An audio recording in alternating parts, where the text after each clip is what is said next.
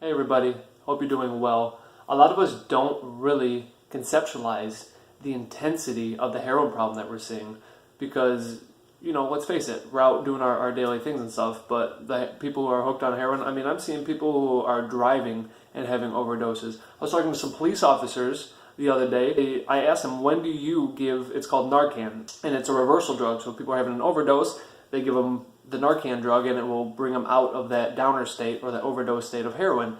And they said, we didn't really have any formal training on it. We were just told, some simple signs and some things to observe when we arrive on the scene. And if we think that it's appropriate, go ahead and just keep giving it to them and in the meantime, get them to the hospital. And guys, it's serious, especially in the younger generations. The majority of patients that I end up talking to, and that's something really special about what I do, is I see a large volume of people every single day, and I get to mine information from people and get to know their stories. And the majority of people around my age group who are hooked on heroin all started with something innocent. I had a patient, she was very, very young, around my age, and she wasn't, pardon me for being so blunt, she was not cracked out, as we say, yet. She still had jewelry on, she still took care of herself, she was clean, she didn't smell, and she was just really sad and in a lot of pain. And what we think happened is that she tried shooting up in her leg and developed an abscess or some sort of infection underneath the skin, and that's what was causing her pain, hence why she was in the ER. And so with that said, I start talking to her, as I do with almost everybody, and that way I can figure out what's working, what's not working in our medical community, and how to keep people outside of here. And so she, like the majority of these people, started out with a car accident or a broken foot or something innocent like that. And in her case, she had broken her foot, the insurance stopped paying for her painkillers, and she ran out of painkillers. And by then, she needed the painkillers to keep going on because she had built up a tolerance. Because what happens in your body is you're going to need one Vicodin to start, one painkiller. Okay, body gets used to that. You're going to need 2, then you're going to need 4. And there's people who are taking 20 a day. And it's insane. We shouldn't be doing that to our bodies. And aside from that, without getting into it, it's totally taxing on our body as a whole. And the resistance that we gain from it is another sign that we should start to take more measures. And I want to tell you guys about what's really going on in the hospital, because we see what's going on in the news with people are calling it an epidemic and stuff. But guys, it starts right here. It starts within the hospital. How do you think people get fentanyl in their heroin? These things come from pharmacies. So the question is, how are we getting that out to the street? God only knows. I really don't know. But there's people that I've worked with that have gotten hooked on it. So this girl ended up having a broken foot in her case, and over time, her body gained a resistance to the drugs, as does with several types of prescription pills that we prescribe. And because of that, she needs more and more as time goes on. Her insurance stopped paying for her medicine, and on top of that, she ran out of pills. So by then, what would cost out of pocket, we'll just say $100 for a prescription of painkillers that you're going to need several for. She's so deep in the game now that she can get a $10 bag of heroin and get high twice off of it, what she said, and the tolerance for it is lower, so she can get a better pain response and take care of that broken foot pain. And so on top of that, now she's just taking it to feel normal, even though her foot feels fine. So we totally switched out one problem for another. And here she is, and she was crying. It literally, she came for her CAT scan 3 times, and each time it took 10 to 15 minutes.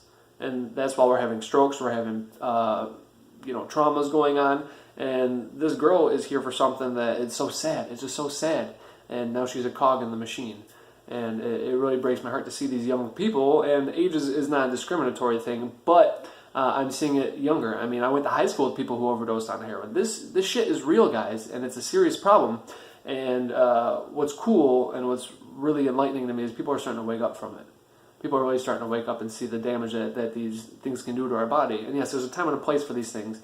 Michigan just did pass a bill where you can only get 1 week's worth of opioids prescribed to you. So I think that's a step in the right direction, absolutely. So these are just some things that need to be told. And this is only one story, guys. This is only just one story. And I see it far too often now, far too often.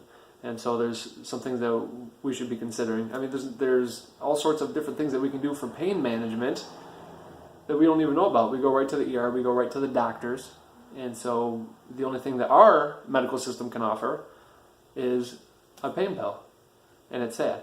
And so there's different caveats of where I could take this story, such as the pain pills cause constipation. So I overheard a nurse one time telling a patient, because the patient was so bound up, was so constipated from all the pain pills that they'd been prescribed, and they came to the ER because they hadn't had a bowel movement in 2 weeks. So they're hurting and they need a bowel movement. And they said, I'm in so much pain, I need something for my pain. And so the nurse, and kudos to you, man, kudos to you, because they said this. They said, listen, dude, you're here for an issue related to your bowels, because that's secondary to the pain to the pain pills. So if I give you pain pills, it's only going to further your constipation. You really know what I'm going to be doing, right? And the patient said, yes, I know, and but I need it. It's that bad. So we're in 2 cycles at once. She's got the constipation, she's got the pain. So what do we do in this situation? It sucks. There's nothing else that we can offer, and now this person is almost a victim to our own created society.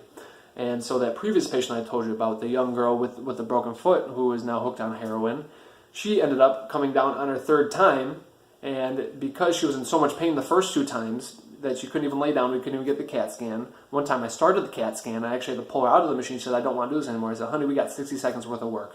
I said, can you do it? She said, no, I want to get out of here, I don't care. So I rated her body for nothing, and it sucks, man, and this is real shit, so it's awful.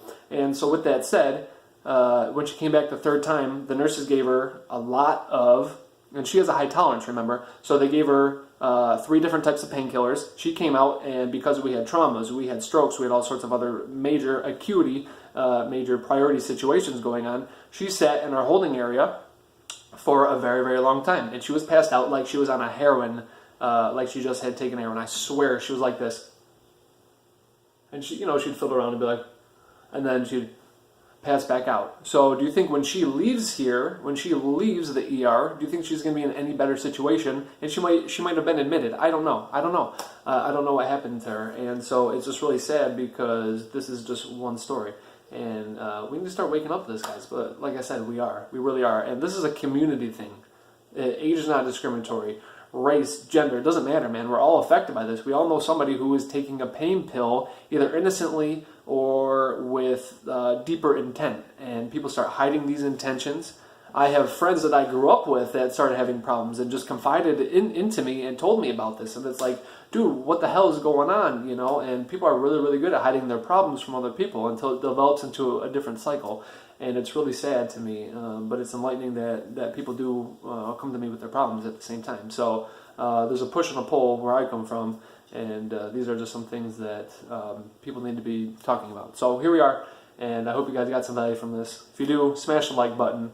I appreciate it very much. And so, like I said, this is a community thing. It takes everybody. It takes mothers, grandmothers, daughters, sons, you name it, because we need to start thinking in the future of our healthcare. And healthcare is the slowest changing game.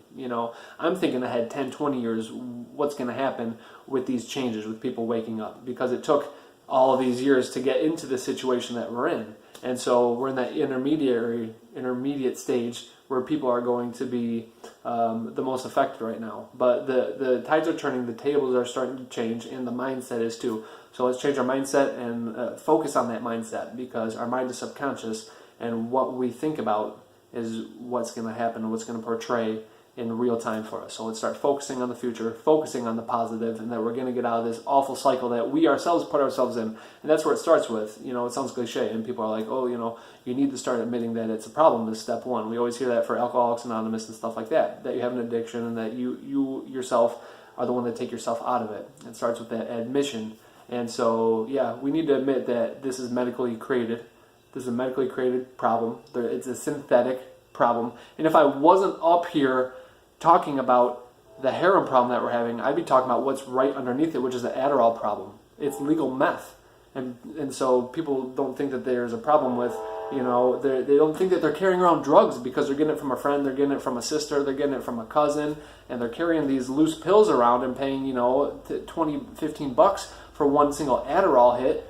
And it's crazy. People don't think that that there's no problems with carrying these things around. And so same with the opioids. It's legal heroin. There's a very small molecular difference that we're not going to get into, and it's just crazy to think about. So anyways, that's all for tonight. Hope you guys got some value. And as always, stay safe, protect yourselves, and I'll see you all on the next video.